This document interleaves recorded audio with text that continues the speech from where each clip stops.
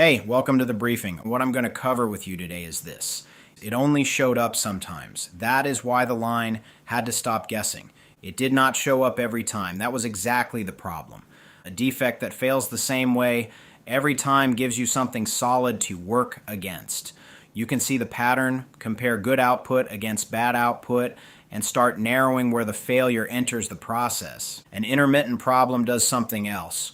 One unit looks good, another does not. Then three more look fine. The process runs again, nothing obvious happens, and then the issue comes back. Meanwhile, production pressure does not politely wait outside for the investigation to finish.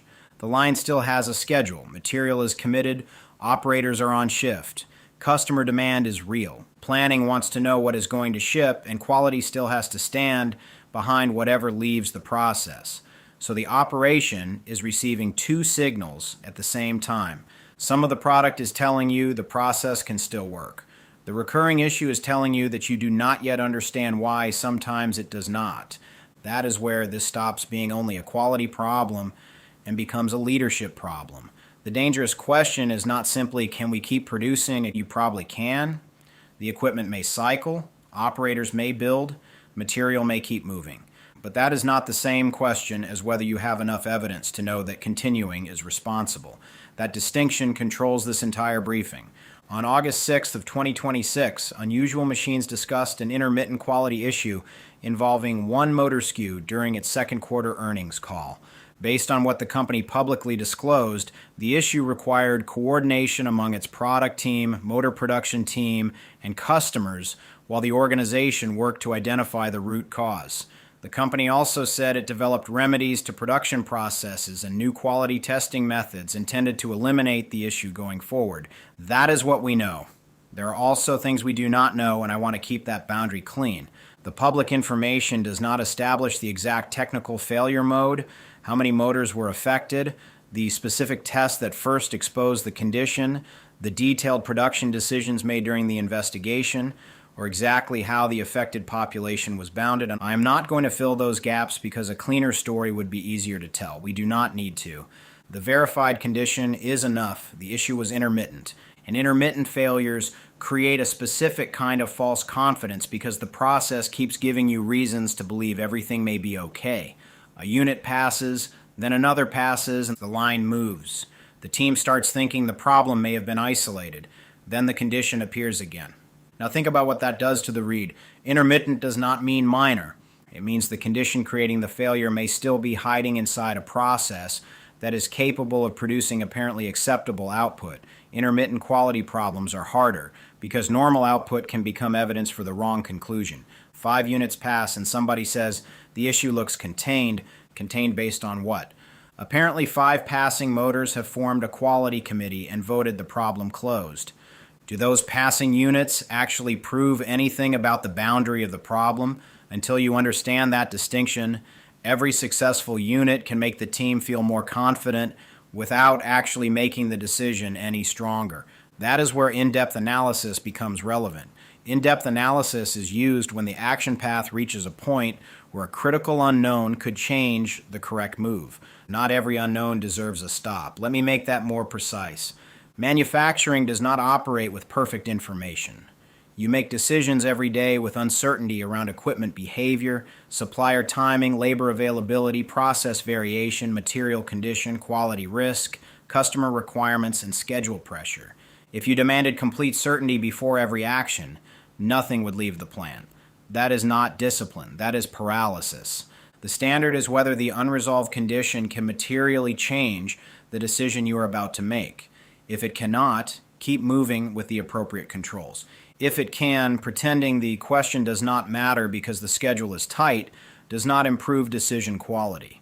It just makes the consequence arrive faster if the assumption is wrong. Let's put a supervisor inside that pressure.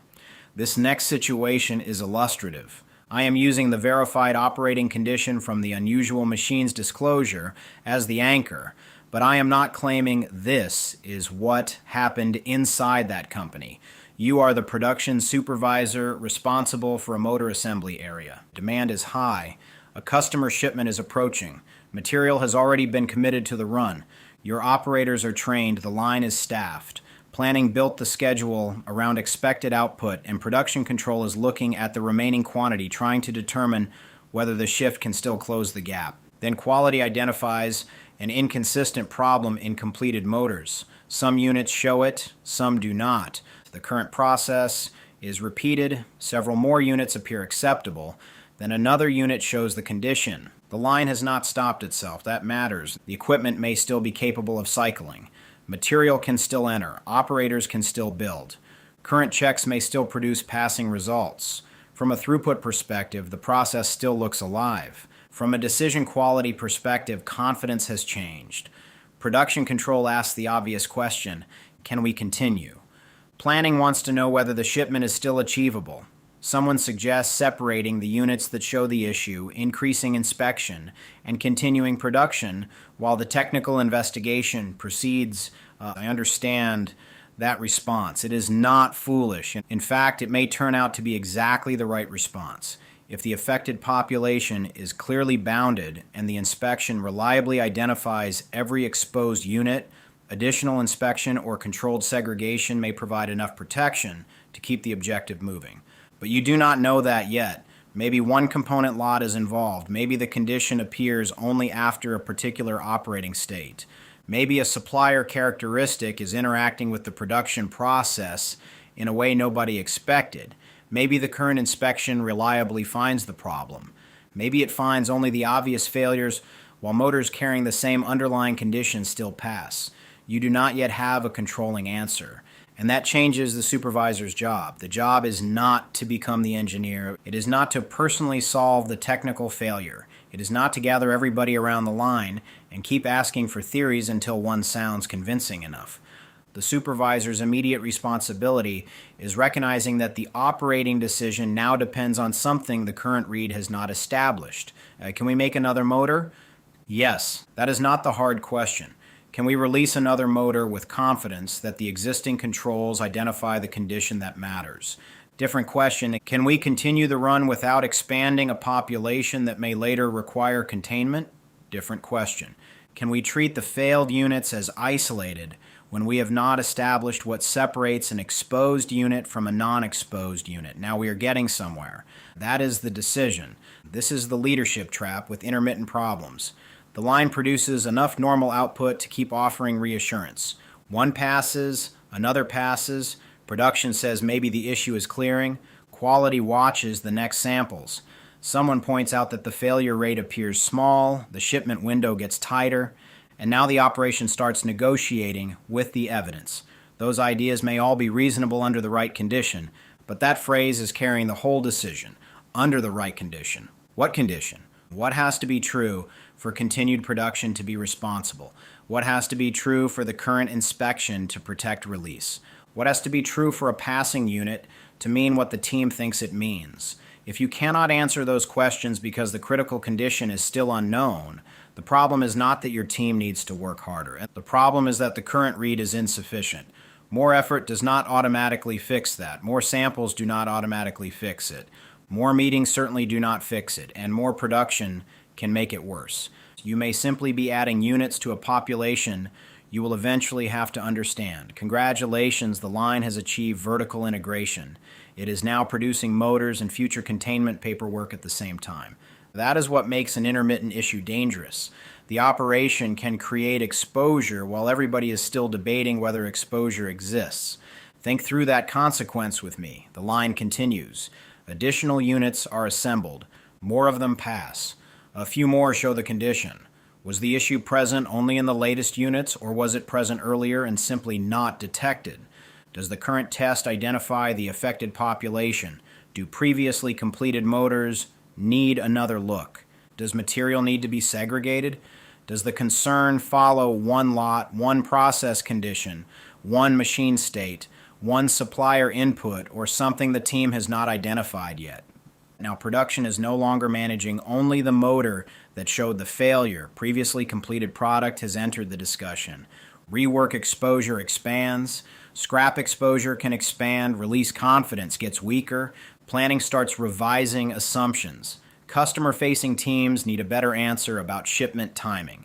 And if product has already moved beyond the immediate production area, the operating boundary gets wider again. That can become a much larger containment problem very quickly. I want to keep the evidence line clean here. Those are manufacturing risks associated with this type of intermittent quality condition. I am not telling you those things happened at unusual machines unless the public information supports them. The point is how the failure path develops when production grows faster than understanding. The affected population can grow before the boundary becomes clear. That is why the unresolved condition matters. You are not studying the problem because analysis feels safer than leadership. You are studying it because one missing piece of understanding can reverse the decision. Suppose the issue is isolated to one traceable component lot. That may support a contained response. Suppose the inspection identifies every affected motor. That changes the decision. That is why in-depth analysis is not simply another name for root cause analysis. Root cause may be part of the technical work. The leadership use is broader. The leader recognizes that the action path has reached a hard halt because the current information is not strong enough to select the next responsible move. The team needs additional evidence, expertise, resources, or structured understanding before it commits. The purpose is not to know everything. The purpose is to know what changes the decision. An analysis can fail in the opposite direction too. A production leader can become so uncomfortable with uncertainty that every unknown becomes a reason to stop. In-depth analysis has to stay attached to the decision under pressure. What are we trying to decide? What do we not understand well enough to make that decision responsibly? Why could that unknown change the action? Every minute of uncertainty has a cost. Labor is already there. Material is staged. The customer does not care that the process problem is difficult to diagnose. They care whether their product arrives. The company reported that headcount had increased from 141 people at the end of the first quarter to 240 by the end of the second quarter. It was also discussing additional shifts, increased production capacity, automation on its motor line, and work to strengthen production and quality systems ahead of anticipated demand. When the organization is scaling, the line is not only producing today's motors. People are trying to prove tomorrow's capacity. There is pressure to prove equipment, develop throughput, train people, stabilize suppliers, increase consistency, and protect customer confidence, while all of that is happening at the same time. Now the leader has several responsibilities pulling in different directions. Protect output, protect quality, protect the shipment, protect the customer, protect the team from chasing the wrong explanation, protect the organization from expanding a problem it does not understand. None of those responsibilities disappears because another one is uncomfortable. That is why the decision needs structure. One of the harder leadership moves is stopping an action everybody wants to continue when the reason for stopping is not a dramatic, visible failure. The machine is not on fire. The entire batch is not obviously defective. The customer has not necessarily rejected anything. The line may look perfectly capable of continuing, and now you are telling people movement may have to slow because the evidence is not strong enough yet. That can feel weak if you misunderstand decisiveness. I've learned over time that pressure has a nasty habit of turning assumptions into facts if nobody deliberately interrupts it. Someone says the issue looks isolated. 10 minutes later, the team is talking like isolation has been established. Someone says the added inspection should catch it. By the next update, the inspection is being discussed like it is already a proven control. Planning hears production is continuing and starts rebuilding the shipment plan around that assumption. Customer teams hear a tentative recovery time and start communicating it, and suddenly an unproven assumption has traveled through the organization and become operating reality. By this point, the scene has already written itself. One unproven assumption is wearing a visitor badge, sitting in the production meeting, and getting quoted by 3 departments as confirmed fact. Funny picture. Real consequence. Once that assumption reaches planning, staffing, material calls, and customer commitments, correcting it becomes more expensive than challenging it early. That happens fast. The farther the assumption travels, the more expensive it becomes to correct. Now, stopping production does not affect only production. It changes the shipment promise somebody already repeated. It changes the schedule somebody already published. It changes staffing, material calls, and what leadership thinks has already been recovered. That is why the early read matters. If the operating condition is uncertain, communicate it as uncertain. Do not let pressure clean up the language before the evidence catches up. And this is where fairness matters too. If leadership tells planning the problem is contained before containment has actually been established, planning builds against bad information. If customer operations communicates a recovery time from that bad information, they are now carrying a consequence they did not create. If the line later stops and leadership turns around asking why the shipment commitment was missed, be very careful about where accountability lands. You cannot send certainty downstream that you did not possess and then punish people when reality refuses to cooperate with it. That is not accountability. That is consequence transfer. TMC later protects the shared operating picture, but communication cannot repair a bad assumption. The read comes first. That starts with CSA. CSA helps establish what is actually happening. What is confirmed, the condition is intermittent. Some units appear acceptable. Others show the issue. The process remains capable of producing output. A customer or production objective is under pressure. What is not confirmed? The trigger, the exposed population, the confidence level of the current inspection, the boundary between acceptable product and product that may carry the condition. That cleaner read gives Deepen something useful to work with. Deepen is where the leader starts asking what kind of response the obstacle actually requires. Not every production problem deserves the same treatment. Some can be stabilized, some can be redirected, some require the right person's capability. Some require precise, direct correction, and some hit a point where action itself has to wait because the information needed to choose the next move is not sufficient. That is where in-depth analysis sits. The tool does not replace quality engineering, it does not replace technical investigation, it does not replace approved production controls. It does not authorize the supervisor to invent a new inspection method, and it does not tell the team how to troubleshoot the motor. The tool helps the leader recognize the operating condition. The current action path is no longer supported by the current read. Something important enough to reverse the decision remains unresolved. That needs to be understood before the team acts like the decision has already been settled. From there, pro matters because both directions carry consequence. Continue too early, and you may increase the affected population, create additional rework, consume material, weaken shipment confidence, or expose the customer to something the plant should have contained. Stop too aggressively, and you may miss the shipment, create downtime, idle labor, delay unaffected production, or create schedule disruption beyond the real scope of the issue. Both sides matter. Risk does not automatically tell you to stop. Schedule pressure does not automatically tell you to continue. The better decision depends on what the unresolved condition means. That is why analysis has to remain purposeful. You are trying to reach enough understanding to re-enter the action path, not permanent certainty, not academic completeness. Enough understanding for responsible movement. That distinction also protects accountability. Suppose an operator followed the approved process and a unit later showed the intermittent condition. Do not automatically decide the operator created the problem. Suppose quality increased inspection and another issue still appeared. Do not automatically decide quality failed. Suppose maintenance inspected the equipment and found no obvious faults. Do not turn that into proof the machine cannot be involved. Suppose engineering has 3 competing theories. Do not punish them for not choosing one quickly because planning needs an answer.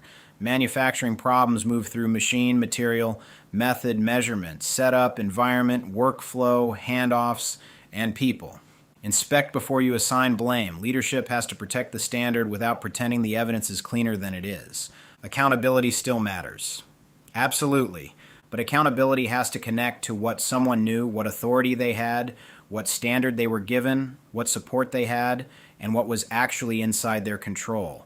Otherwise, you teach the organization the wrong lesson. That is how weak cultures start producing very confident decisions from very weak evidence. The stronger approach is different. Make the uncertainty visible. Connect it directly to the decision. Identify what understanding has to improve. Assign the appropriate technical or analytical work through the organization's approved processes. And keep the operating objective in view while that happens, because the customer shipment still matters, the production schedule still matters, the cost of downtime matters, the team's time matters. In-depth analysis does not erase any of that. It prevents those pressures from answering the technical question on behalf of the evidence. The schedule can create urgency. It cannot create evidence. A customer deadline can change how quickly you need the answer. It cannot change what is true. A line rate target can change the consequence of waiting. It cannot prove the problem is contained. Several passing motors may increase confidence if you understand what the test proves. They may mean very little if you do not. And listen carefully to how language starts changing during a response. We have not seen it again, so we should be good. It looks isolated. We added another inspection. Those statements may all be factually accurate. They still may not establish that continued production is responsible. They describe activity. What matters is the part that matters here is what that activity proves. What does the absence of another failure tell you? What population does the inspection cover? What condition is engineering trying to confirm? What would cause the team to change its current decision? If nobody can answer that, the report can be 50 pages long and still be a very expensive way of saying we do not know yet. I am deliberately not walking you through the complete in-depth analysis method here. There is more structure behind how the halt is defined, how the critical unknown is framed, how evidence is gathered, how consequences are compared, how the return condition is established, and how the team transitions back into the correct problem navigation strategy. That belongs inside the training. But the current read contains an unresolved condition that could reverse the decision. That is the moment where continuing without better understanding becomes a decision in itself. Leaders miss that because normal operations feel neutral. They are not. Stopping requires justification. So does continuing once the operating condition changes. Normal operations has apparently granted itself diplomatic immunity. If the operating condition changed, doing what you were already doing is still a decision. It just happens to be wearing yesterday's uniform. Now bring this into your own manufacturing environment. The product changes, the pattern does not, a defect appears only occasionally. A machine alarm occurs under conditions nobody can reproduce. Scrap rises on one shift and disappears on the next. A measurement drifts and returns to normal. A component fails downstream even though upstream inspection passed it. A customer complaint appears without a clean matching signal inside the plant. A material lot behaves differently, but not on every cycle. A test result changes depending on sequence, temperature, load, setup, operator, machine state, or some condition the team has not identified. Now the questions start. Do we stop? Do we continue? Do we increase inspection? Do we segregate? Do we rework? Do we release? You do not need this podcast to answer those questions for you. You need to recognize what determines the answer. What is still unknown?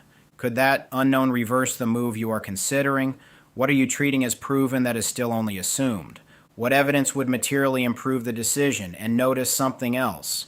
None of those questions ask you to become the technical specialist. A good supervisor does not need to know every possible failure mechanism in the equipment and processes they lead around. They do need to know when the current information is too weak to support an operating decision.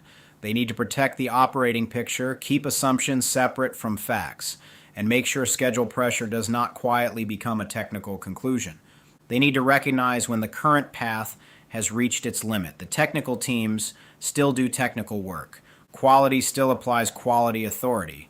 Engineering still owns engineering judgment. Maintenance still owns work inside its technical lane. The supervisor protects the operation from moving farther than the evidence supports. That is a real capability. The motor is the problem. No, that is too narrow.